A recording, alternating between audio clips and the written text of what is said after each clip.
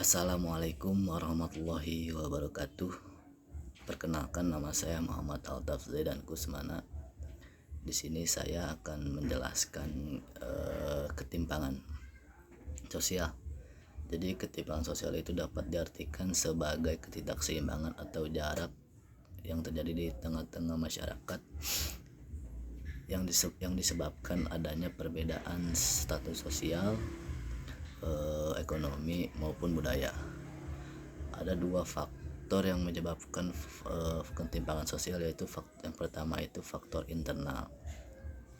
Jadi faktor internal ini adalah masalah yang timbul dari diri kita atau seseorang, seperti rendahnya pendidikan, kesehatan yang buruk maupun dan seperti contohnya itu seseorang tidak memiliki pendidikan yang baik dapat disebabkan ketimpangan.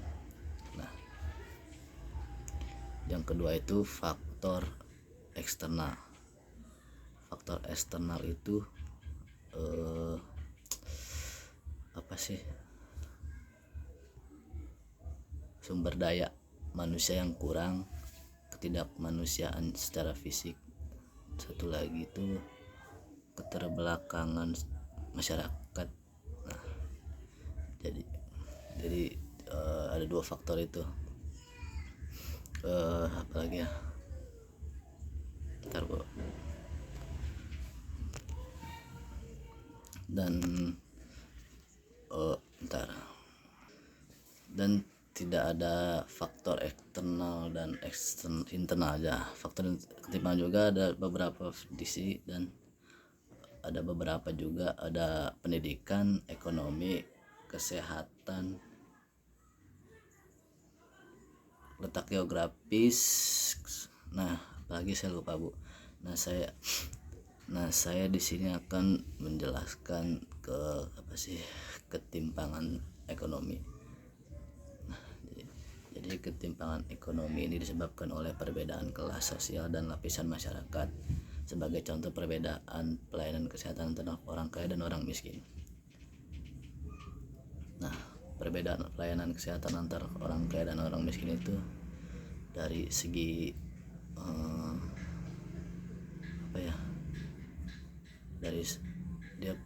jadi orang kaya itu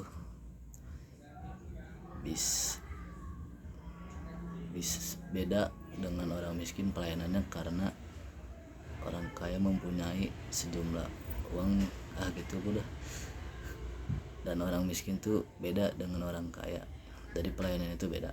Nah, penyebabnya ketimpangan ekonomi itu perbedaan pendapat, akses terhadap pendidikan dan pelatihan, kesenjangan akses terhadap sumber daya, serta ketidakmerataan struktur ekonomi. Terus apa lagi ya?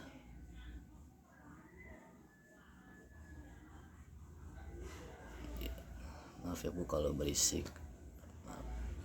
Yang ada cara mengatasi ketimpangan sosial ekonomi itu kewirausahaan dan pemberdayaan ekonomi.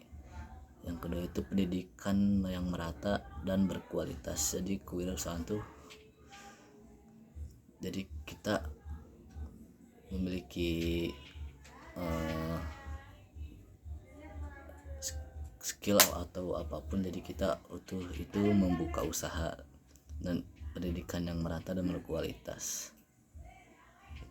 Dan yang apalagi antara faktor-faktor yang mempengaruhi tadinya ketimpangan sosial itu tadi kondisi demografi yang memiliki perbedaan, dan pendidikan yang tidak merata, kurangnya lapangan kerja, dan perbedaan status sosial di masyarakat. Nah, itu juga bisa dampak jadi kemiskinan yang semakin tinggi. Nah, jadi bisa jadi tuh kemiskinan, miskin, dia pengangguran dan menjadi kriminal. Nah, apalagi bentar ya, bingung dampaknya itu sangat besar kan. Jadi orang-orang tuh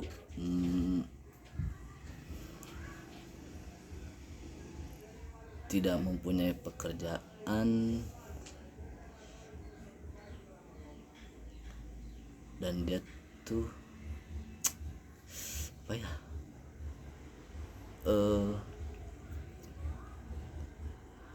dia pengangguran, miskin, dan bisa jadi dia melakukan kriminalitas. Nah, dari situlah dampak yang dari ketimpangan sosial ekonomi. Jadi cara mengatasinya itu kita harus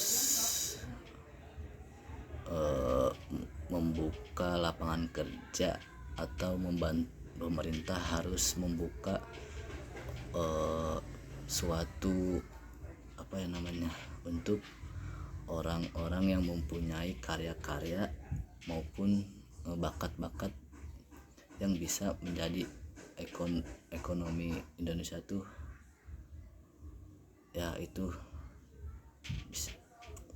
Jadi upayanya itu menurunkan angka stunting, memberikan peluang pekerjaan, dan menguatkan industri berbasis rakyat. Nah, jadi ketimpangan ekonomi itu apalagi ya, saya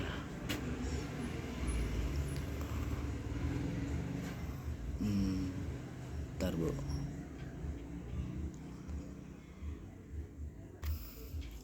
maaf bu.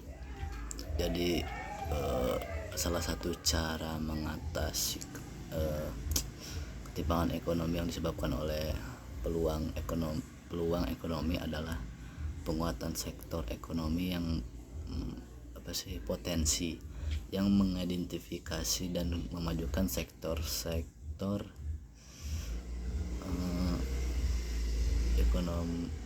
ekonomi yang memiliki potensi untuk pertumbuhan yang inklusif dan berkelanjutan adalah hal yang penting. Jadi apa yang harus pemerintah lakukan untuk mengurangi ketimpangan, untuk mendorong pemerataan ekonomi? Pemerintah akan melakukan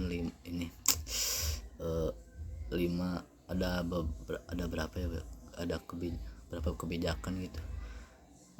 Tadi yang saya udah sebutin, menurunkan stunting, menurunkan kemiskinan, memberikan peluang pekerjaan, menurunkan ketimpangan kekayaan, dan menguatkan industri berbasis rakyat. Jadi ada 5 bu. Bentar, bu. Saya ingat lagi apa lagi ya.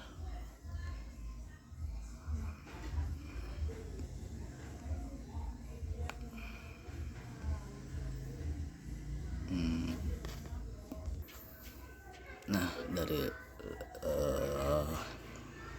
5 kebijakan pemerintah itu, yang pertama itu menurunkan, yang tadi disebutkan, menurunkan angka stunting itu lewat peningkatan kualitas pelayanan dasar politik di tingkat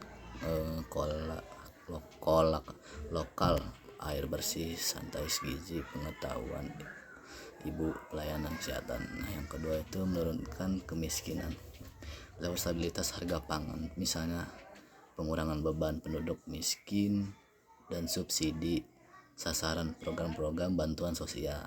Yang ketiga itu memberikan peluang pekerjaan seperti lewat peningkatan keahlian dan sertifikat magang, kemitraan tentang industri dan investasi yang menyerap tenaga kerja. Dan yang keempat, menurunkan ketimpangan kekayaan. Nah, misalnya itu lewat pajak atau subsidi, program afirmasi yang efektif, penuntasan NIK atau kredit UMKM, pertanian dan perikanan, dan yang terakhir itu menguatkan industri berbasis rakyat lewat penguatan industri kecil strategis, pemaksimalan potensi lokal perhutanan sosial, reformasi agraria, peningkatan skala usaha petani dan nelayan, pengembangan destinasi wisata. Mau segitu jadi segitu aja Bu, penjelasan dari saya ketimpangan sosial ekonomi. Mohon maaf ngomongnya agak beleot. Nah gitu Bu, mohon maaf bila ada kekurangan dan kesalahpahaman ya, walaupun tidak sempurna dan saya juga masih belajar pelan-pelan Bu ya. Terima kasih. Wassalamualaikum warahmatullahi wabarakatuh.